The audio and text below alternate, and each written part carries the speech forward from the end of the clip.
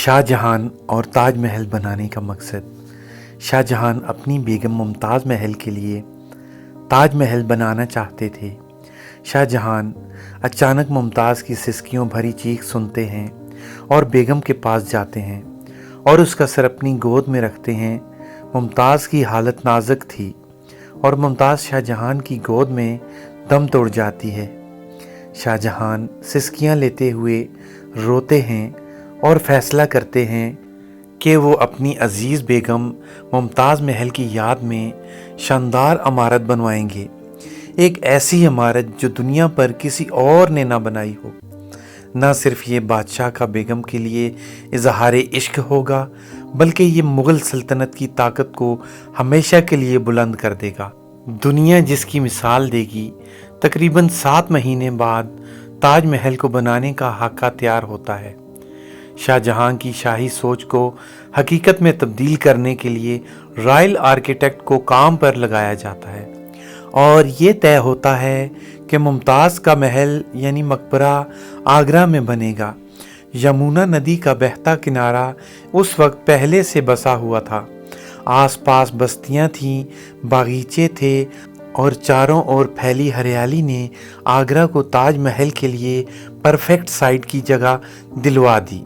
لیکن جب تاج محل بن کر تیار ہوتا تو یمونا کنارے ویسا کوئی دوسرا سٹرکچر نہیں ہوتا اور وہ بھیڑ میں بھی سب سے الگ نظر آتا۔ ممتاز کے مقبرے میں کیا کیا ہوگا اس پر بھی بہت دماغ چلایا گیا۔ یہ طے ہوا کہ وہاں باغیچے ہوں گے، مسجد ہوگی، بازار ہوں گے اور یہ وہ جگہ ہوگی جہاں سب جانا پسند کریں گے۔ بات جب اس کے آرکیٹیکچر کی آئی تو اس کے لیے پرشین، اسلامک، ہندوستانی اور یورپین سٹائل مکس آرکیٹیکچر طے ہوا۔ بادشاہ نے کہا کہ یہ مقبرہ کچھ اس طرح بننا چاہیے کہ یہ دنیا کو مغل طرز تعمیر کی یاد دلاتا رہے۔ آگرہ کے جس کمپاؤنڈ میں تاج محل بننا تھا اس کا جیومیٹریکل پلان بنایا گیا اور کنسٹرکشن میں بیلنس بنا رہے، اس کے لیے پورے کمپاؤنڈ کو 2 حصوں میں بانٹ دیا گیا۔ آج تاج محل جہاں کھڑا ہے وہ اس کا اسپرچول پارٹ ہے اور اس کے جو باغیچے ہیں اور آس پاس کا ہرا بھرا ایریا وہ کمپاؤنڈ کا ارتھلی پارٹ ہے۔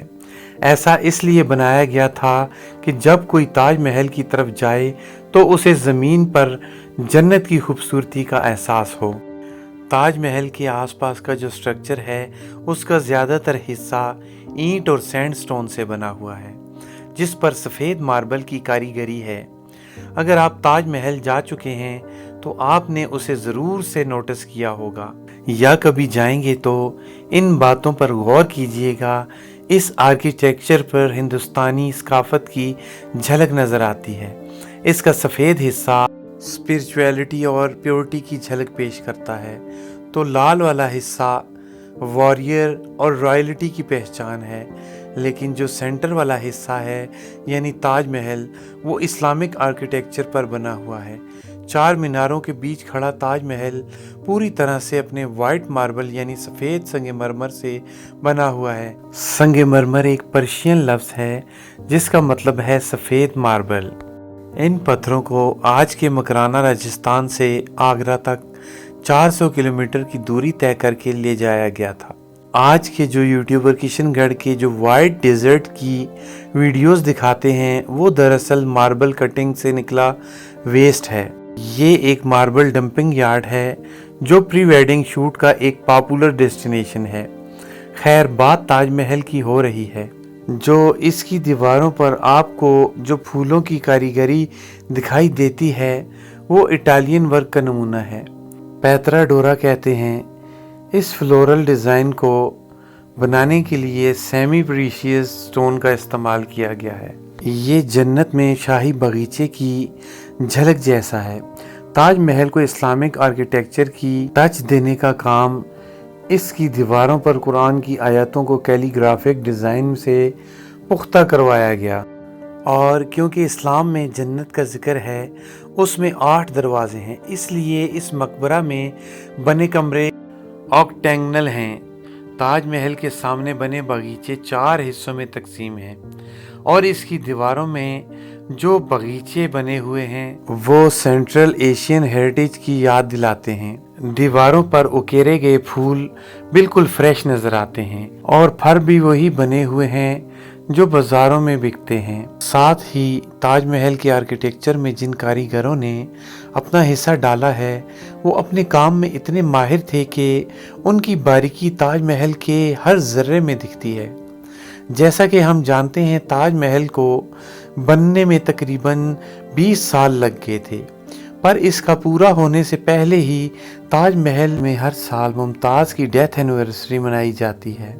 یمونا ندی کے اس پار شاہ جہاں نے ایک اور گارڈن بنوایا تھا جس میں ایک پول تھا، اس میں تاج محل کا پرفیکٹ ریفلیکشن دکھائی دیتا تھا۔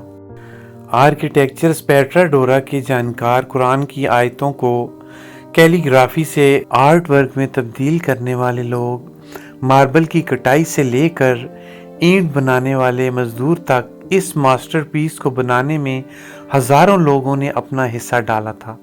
1643 میں تاج محل بن کر تیار ہو گیا۔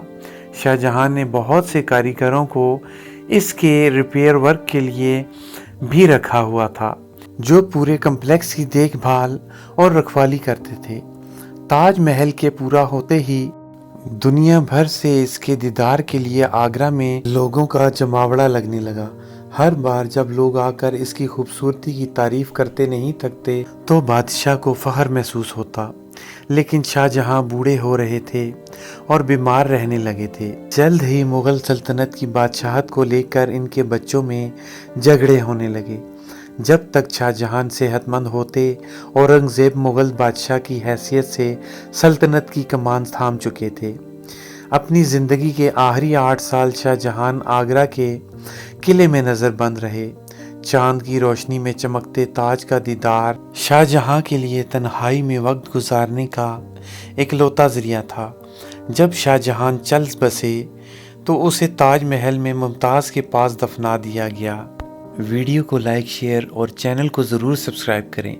ملتے ہیں اگلی شاندار ویڈیو میں۔